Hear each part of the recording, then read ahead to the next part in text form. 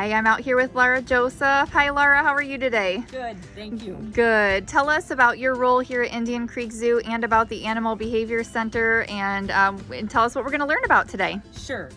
So I'm owner of the Animal Behavior Center. We're an international educational center where we teach people all over the world about using applied behavior analysis and empowering animals through training and enrichment. I'm also the director of animal behavior training and enrichment out here at Indian Creek Zoo, in addition to their curator of birds. So we are sitting here next to a great horned owl, and these are native to this part of the United States. They're unique. You can usually tell a great horned owl based on a couple. They're a raptor. They have the black hooked beak. They have those big tufts on top of their head. And owls of any size are probably one of the most fierce hunters I've ever encountered. A lot of them, they have a great sense of hearing based on how their ears are located on the side of their head, and I can tell you about that later, and I can show you. But they have a great sense of hearing. So a lot of owls can hunt without even seeing the animal that they're hunting. They can hear the animal under the snow. They can hear the animal going through the grasses. One way, there's two owls out there that look very similar, and we have them both here at Indian Creek Zoo. That is the great horned owl and the Eurasian eagle owl. Our Eurasian eagle owl will be on exhibit soon. They both, a lot of times people can't tell the difference. A couple ways to tell the difference is their size. The Eurasian eagle owl is a lot bigger. This is a small raptor. Usually within the raptors, the females are bigger. So if I had to guess, I would say this is a male because he's pretty small for a great horned owl. But the great horned owl also has yellow eyes, where the Eurasian eagle owl will have orange eyes. They both have those tufts on top of their head. Eurasian eagle owls are not native to the United States. A lot of times people think that the owls can turn their heads 360 degrees around in a complete circle. They cannot. Owls, you'll see the reason they move their heads like that is because their eyes do not move in their socket, whereas you and I can, if we want to look to the left, we can keep our head still and just move our eyes to the left or to the right. They cannot. They have to, see right there, they have to move their complete head in order to look at something. Laura, there was something that you showed us before, and if kids are watching, I'd like them to maybe try this. We did a trick with cupping the ears to teach a little bit about how the owls may hear. Can you demonstrate that for us? Sure. It's a pretty cool fact. You can't see the owl's ears because they're underneath their feathers, but like you and I, we have earlobes here that help in capturing sound as it's going by. And a lot of times you'll see people say, "What did you say?" If you look at the actual skull of the owl, their ears are bone structures built into the side of their head. So it's actual bone that comes out. And maybe in a future video, we show what this looks like.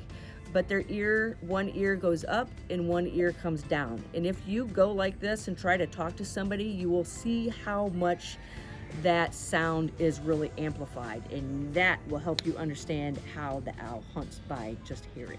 That's fascinating. So is this an owl that we would see in Michigan? It is. It is. Great horned owls like to live in woods, but you'll also see them in more wooded areas within the city. And you can hear their calls, and their mating season is around February. So they're very active, and a lot of times with owls, the best time to see them is at dusk and twilight. They're very active, and they make no sound when they hunt. Okay. Their feathers make no sound. Birds. Nice. So we're in here with the bald eagles right now. Myself and some of the awesome keepers here at Indian Creek Zoo are working on reconstructing their enclosure. Do you want me to go ahead and talk about the reconstruction? Yeah, I would love that because I see there's a lot of different levels in there. So can you tell us why there are different levels of those branches and what that really means for the bald eagles? Absolutely. So the 3 bald eagles we have here in this enclosure are all injured. So a lot of times we don't necessarily, and people will ask us why we don't have branches very high. It's because each one of these have wing injuries. And if they have an injured wing, we've taken them in to give them a good quality home for the rest of their lives. And they're also eagle ambassadors, which means we teach the public about bald eagles. So you can see that they can fly somewhat, but not very well at all. Their life would be in danger if we released them back into the wild. So we set up branches of different sizes, and it's really important to have different sizes and different substrates. So we're in the process of wrapping all these branches, but we just put in these big logs, and you can see of different sizes, because we need to keep their feet varying. We don't want pressure points in one spot all the time, because that can cause bumblefoot, which can create different infections that aren't good for the birds. But you'll see we have a lower branch, we have a low branch, we have a table, and then we kind of made a staircase up so they can bounce from perch to perch to perch to get to different heights, and also be able to get back down. These 3 are really nervous of people, so we try to give them choice and options inside their enclosure. People love to see bald eagles, so as they come close, we like to give them the option to retreat and get a little further away from the birds. So we are in the process here. I'm noticing the different colors of their feathers, and I've had zoo visitors come out and they actually wonder if they are all bald eagles. Can you talk a little bit to that and what their coloring actually means? Sure. So, and yeah, I do hear it out here a lot, like, oh, are these all bald eagles? A bald eagle that does not have a white head and a white tail is what's called a juvenile. They will develop through time and age. Usually around the age of 5 years old, they'll start getting the white head and the white tail. Like you'll see this one here that's looking like it wants to fly, that just pointed that way, is probably the youngest. You see his feather coloring, the difference between the brown and the white. The one behind it is starting to hit maturity. You can see his white head developing. And was the other one out here on camera earlier? Yes, and I will be putting some photos in as well, so our visitors can see a little bit more of what they all look like together. Okay, perfect. That one you can clearly tell has a white head and a white tail. Great. Well, I see you have something in your hands there that our bald eagles may be happy about. Can you tell us about what they eat, and are you going to try to feed them today? I am going to try to feed them. Bald eagles are scavengers. They do eat a lot of different things. A lot of times if you look at different videos, you'll see them fishing. They do love fish, and I have some fish here. We try to replicate whatever they would eat in the wild. So today we're going to feed them some fish and some rats. Okay. So let me go ahead. I was told fish is one of their favorites, and it also depends on the day. The more they eat of something, the more they'll find something else of higher value. Let me set these down for them. I don't want to scare them to fly off.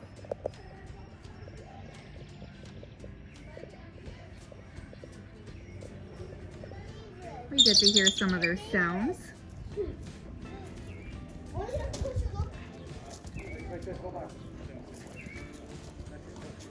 Laura, is there anything else you would like to share about the eagles? And we're going to see some other raptors today as well. Sure.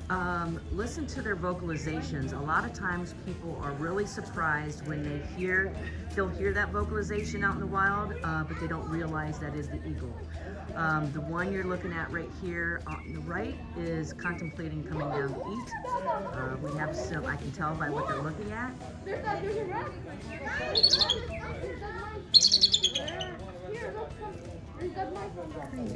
Well, thanks for sharing this information with us today and taking a closer look at the bald eagle. You're very welcome.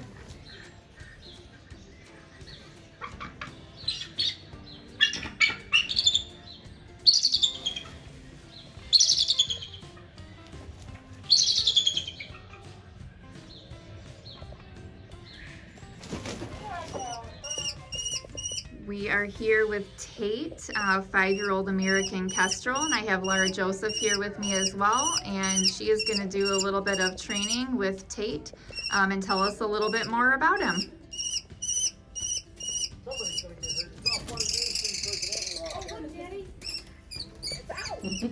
This is Tate. He is our American Kestrel. We're in the beginning stages of training him. American Kestrels are the smallest of the falcons in the falcon family here in North America. Something else that's really, you'll watch him what he's doing now is if he flies down to a flat perch, what a lot of raptors will do is something called mantling, which he might do it. He's starting to do it, where he takes his wings and spreads them over his body and hides the food from other potential animals that are going to take it.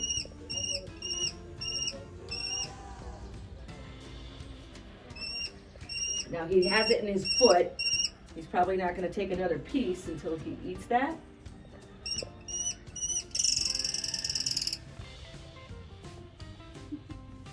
Are American Kestrels in our area, Laura? Yes, yes. American Kestrels, okay, he's eating, are in this area of the United States. And when you are, if you're trying to identify them, you could look for that, their body size, they're about the size of a robin. They also have that dark streak going from their eye straight down underneath. You can look for that bluish gray on their wings, the striped tail underneath when they're on a perch.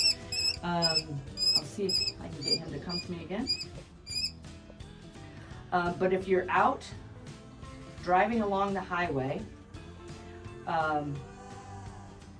if you see them perched on like a telephone wire, a lot of times people don't know what kind of birds they're looking at. If you're looking for a kestrel, you can tell if you can get close enough to see that they have that striped tail underneath. A lot of times you're going too fast, you can't see. But something else you might want to watch for is look for their size and then look for their tail. That will bob like this when they're breathing. You can see his tail bob when he's vocalizing. And a lot of times a bobbing tail with a bird means that they're sick or stressed, but not with the American Kestrel.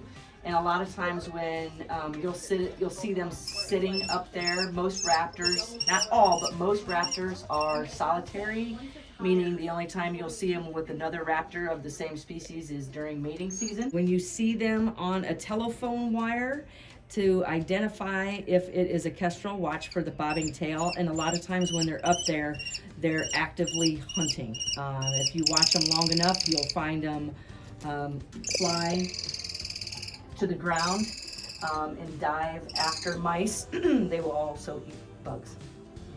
Okay. It's right here. You know what it is?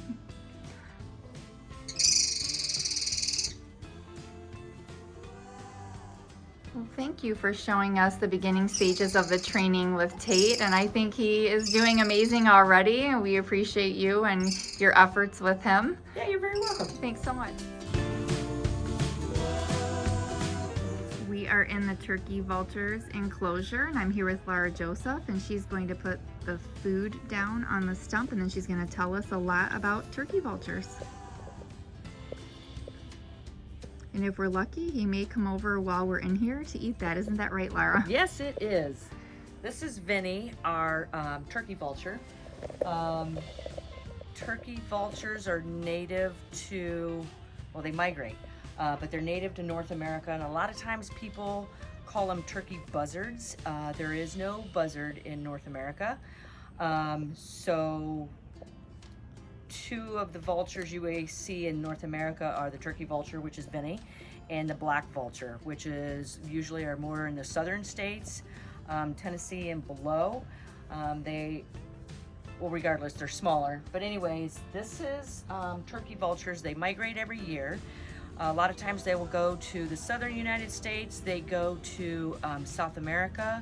I've been to South America, seeing them fly down, and they'll take off every winter. Usually you'll start seeing them heading south about October, and they come back to this area of the United States end of February, mid-March. Turkey vultures are large birds. They have 3.5 to almost 5 feet wingspan. When I call one to the glove, I have to duck and their wing will come beyond my head like this. A lot of times, those are the birds that you see what's actually called kettling on a thermal, which means they're soaring up above. And a lot of times when they're kettling on a thermal, people will think they are smelling something dead, getting ready to eat a dead animal. That's not always true. Because of their size, turkey vultures are large, they have a large wingspan, and flapping their wings is very hard, very laborious, takes a lot of energy. So what they will do is find a warm thermal going up in the air, and that's what you'll see, and that's what's called kettling on a thermal. Well, they'll just soar like this so they don't have to flap their wings and expend energy not needed. They also poop on their feet for numerous different reasons. They are scavengers, so they do eat roadkill. And based on my work with vultures, I love working with vultures. They're very cunning, manipulative. A lot of people think they like old decaying meat. If they have the choice, they will eat fresh meat. The only reason they don't have power in their feet to hunt an animal such as an eagle or an owl. Their power is in their beak. If you look at their beak, it's long and curved. You can see straight through their nose. That's called their nares. And that is to smell the methane gas of decaying animals. And then their power, because their power is in their beak, what they do is they stand on their food and they rip it apart. But if they have the choice, they would prefer the freshest meat available, but they have to wait for a car to hit an animal for it to eat, or another animal to kill something and abandon it. That's when you'll see them move in for the food. So I'm gonna take a step back to see if Vinny comes up closer to his food. If you look closer at their wings when the sun is shining, see how they're black and they have a brown. When they're soaring up in the sky, you can tell if it's a turkey vulture because they soar, if they're under their feathers, under their wings shows in the sunlight, you'll see a bright streak of silver. Their wings underneath are silver.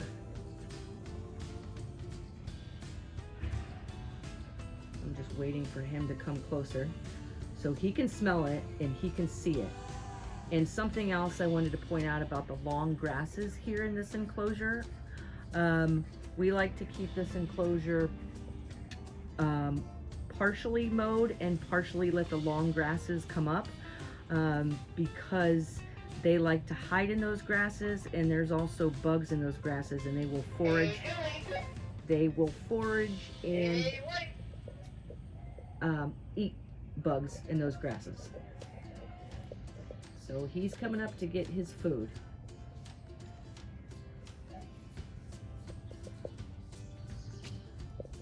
See that power in his beak, and what you're going to see is he's likely to stand on top of it because he doesn't have the power in his feet.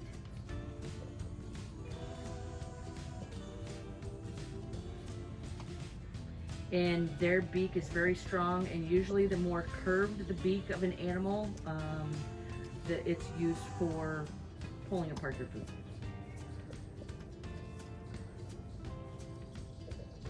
But what I was going to say about the feathers is you get up close to them in the bright sunlight and you'll see there's an iridescence of blue, a purple, a green. They're a very beautiful animal. A lot of people think they're ugly because they have that bald red head where they say they have no feathers on their head to help keep them clean because they're usually sticking their head in carcasses and eating. They also say they poop on their feet because their feces is very acidic. It can eat through the paint on a car because their stomach acids have to be able to handle rotting meat. But A lot of people think they're gross, but if their head was covered in black feathers, this would be, a lot of people would think they're a very beautiful bird. Once we understand more about the turkey vulture, they are nature's cleanup crew. Without them eating roadkill, we would have a lot of very toxic bacteria in this world. Well, they're very helpful creatures and a beautiful vulture. And we appreciate you telling us a little bit more so that we know what we're seeing when we're out on the roads and how the whole process works. Yeah, you're welcome. Get wildly close, Indian Creek Zoo.